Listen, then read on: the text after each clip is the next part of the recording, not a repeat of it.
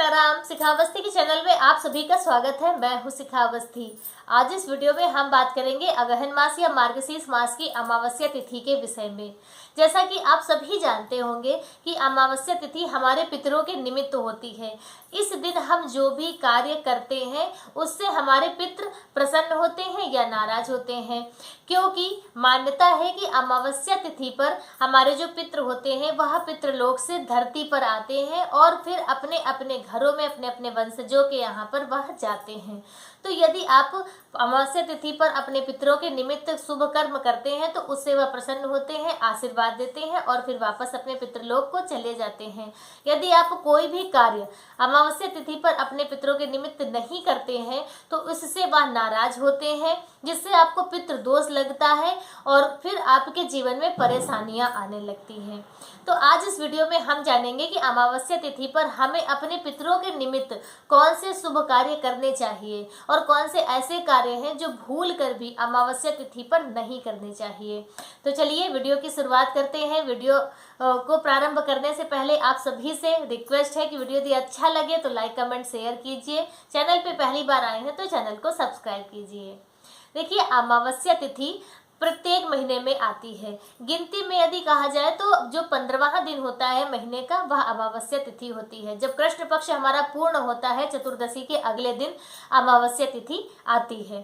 तो यह अमावस्या तिथि हमारे पितरों के निमित्त होती है। इस दिन हमें अपने पितरों के निमित्त कुछ न कुछ शुभ कर्म जरूर करने चाहिए। तो वह कौन से कार्य हैं जो हमें पितरों के निमित्त करने चाहिए? तो सबसे पहला और मुख्य कार्य है कि अमावस्या तिथि पर आपको सूर्योदय से पहले उठना चाहिए, अपने घर की साफ सफाई कर लेनी चाहिए, मुख्य द्वार विशेष रूप से साफ सुथरा रखना चाहिए और उसके बाद अपने पितरों के निमित्त ही आप शुद्ध जल से स्नान भी करें।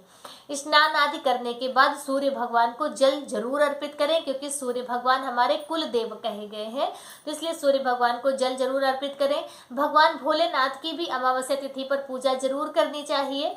तो आप शंकर जी के मंदिर में जाकर उनकी भी पूजा अर्चना करें, उन्हें भी जल अर्पित करें। और उसके बाद अपने पितरों के निमित्त भी आप तर्पण भी कर सकते हैं, पिंडदान भी कर सकते हैं। तो आप अपने पितरों के निमित्त भी 1 लोटा जल उसमें तिल डालकर दक्षिण दिशा की तरफ मुख करके आप अपने पितरों को भी जल जरूर चढ़ाएं, उन्हें अर्घ दान जरूर करें। तो यह कार्य हो गए। अब इसके साथ ही अमावस्या तिथि पर अन्नदान का बहुत ही ज़्यादा विशेष महत्व होता है। हमें अन्नदान अमावस्या तिथि पर जरूर करने चाहिए। तो उसमें आप 2 प्रकार से कर सकते हैं। पहला है कि आप सीधा निकाल दें, जो कच्चा अनाज होता है, आटा, दाल, चावल, सब्जी, मसाले, मिष्ठान, जो भी आपके पास हो, ऋतिफल, जो भी हो आपके पास, सारी सामान निकाल कर संकल्प करके आचमन करके आप अपने पितरों के निमित्त किसी भी ब्राह्मण को दे सकते हैं। और उसके बाद दूसरा उपाय है कि आपके रसोई घर में जो भी बना हो, अमावस्या तिथि पर साफ सुथरी रसोई बनानी चाहिए। बगैर स्नान किए रसोई घर में प्रवेश नहीं करना चाहिए। आप स्नान करने के बाद जो भी आपकी रसोई में बना हो, सब्जी पराठा बना हो, सब्जी पूड़ी खीर बना लें आप उस दिन, तो जो भी आपके घर में बना हो आप उसे 5 जगह पर निकाल दीजिए। पहला भोग आप अपने ठाकुर जी को समर्पित कीजिए, दूसरा भोग आप किसी ब्राह्मण को दे दीजिए और 3 जगह पर आपको गाय, कौवा और कुत्ता, इन 3 लोगों को निकालना चाहिए। तो इस तरह से 5 जगह पर आपको यह अन्नदान करना चाहिए। इसे पंचबली कर्म या पंचबली अनुष्ठान के नाम से भी जाना जाता है।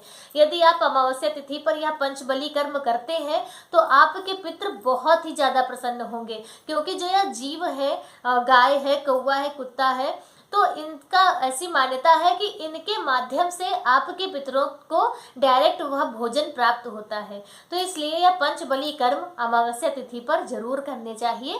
बहुत ही ज़्यादा अच्छा और शुभ माना जाता है।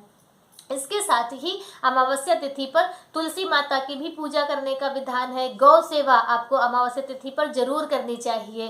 कुछ नहीं तो आप गाय को गुड़ खिला दीजिए या फिर हरी घास का इंतजाम कर दीजिए। किसी की जैसे गाय है तो आप थोड़ी बहुत उसे हरा चारा भी दे सकते हैं। इससे भी आपके पितृ प्रसन्न होंगे, उनका आशीर्वाद प्राप्त होगा। और इसके साथ ही अमावस्या तिथि पर दीपदान जरूर करना चाहिए, बहुत ही ज़्यादा शुभ माना जाता है।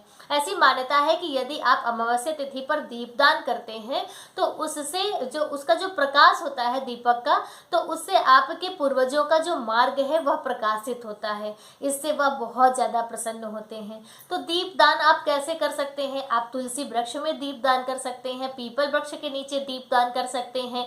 आप अपने घर में, जो आपके घर पे जहाँ पर भी पानी का स्रोत हो, जैसे कि कुआं हो या मोटर इत्यादि लगी हो, या आप पानी की टंकी आपकी रखी हो, और या फिर यदि आपने अपने रसोई घर में मिट्टी का घड़ा रखा हुआ है, पानी का पात्र जो भरा हुआ रखा होता है, वहां पर भी आप दक्षिण दिशा की तरफ मुख करके दीपदान कर सकते हैं।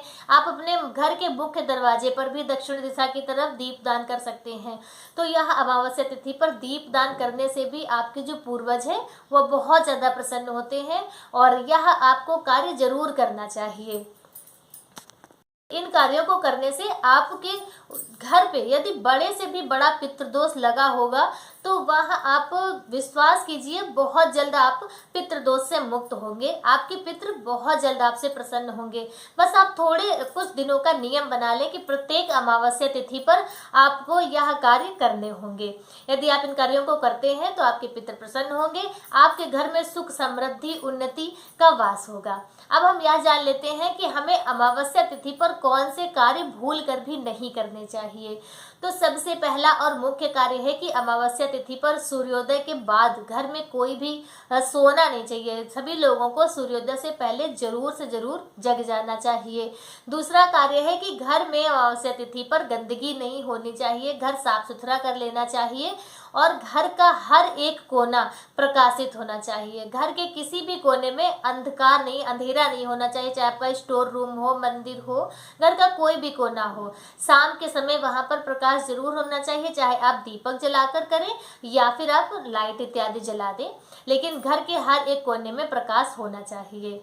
और उसके बाद है कि अमावस्या तिथि पर किसी भी सुहागन महिला को बाल नहीं धुलने चाहिए, बहुत ही ज़्यादा अशुभ माना जाता है अमावस्या तिथि पर बाल धुलना। तो इस बात का विशेष ध्यान रखें, आप पहले से बाल धुल लें, अमावस्या तिथि या रविवार को बाल न धुलें, या फिर आप बाद में धुल लें। जैसे कि इस बार रविवार की अमावस्या तिथि है तो इस बात का आपको विशेष ध्यान रखना है कि आपको अमावस्या तिथि पर बाल नहीं धुलने हैं। और इसके साथ ही आपको अमावस्या तिथि पर यदि आपके घर पे कोई भिक्षा मांगने के लिए आता, कोई भी भिखारी आता है, तो उसे आपको वापस नहीं भेजना है, उसे आप कुछ न कुछ अनाज, खाने पीने की वस्तुएं जरूर दें। तो इन कार्यों को आपको अमावस्या तिथि पर नहीं करना है, इस चीज का आप विशेष ध्यान रखें। और एक मुख्य बात यह भी है कि अमावस्या तिथि पर कभी भी अपने पितरों का मजाक नहीं बनाना चाहिए, उनका उपहास नहीं उड़ाना चाहिए, और ना तो उन्हें कोसना चाहिए। अक्सर होता है कि लोग कहते हैं अरे पता नहीं हमारे पितर क्या कैसा कर गए हैं, तो इस तरह से उन्हें कोसना नहीं चाहिए, उनके विषय में हमें अच्छी अच्छी बातें ही करनी चाहिए।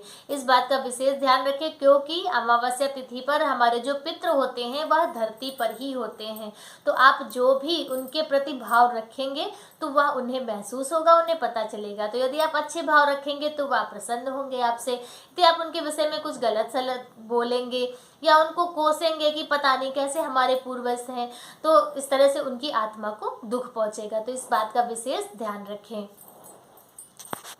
इस प्रकार से आप अमावस्या तिथि पर अपने पितरों को इन छोटे छोटे कार्यों को करके बड़े से बड़े पितृदोष से मुक्ति पा सकते हैं, उन्हें प्रसन्न कर सकते हैं, और अपनी आप हर एक मनोकामना पूरी कर सकते हैं। जो भी आपकी मंगल कामनाएं हैं आपके जो पितृदेव हैं वह जरूर पूरी करेंगे।